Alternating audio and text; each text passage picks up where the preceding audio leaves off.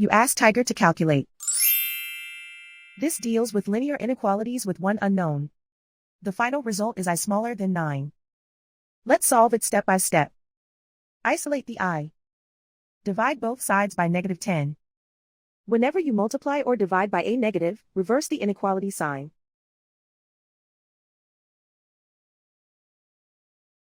Cancel out the negatives.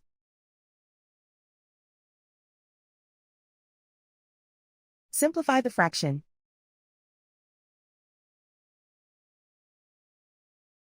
Cancel out the negatives.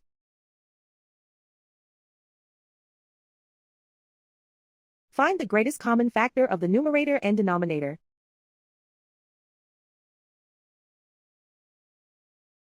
Factor out and cancel the greatest common factor.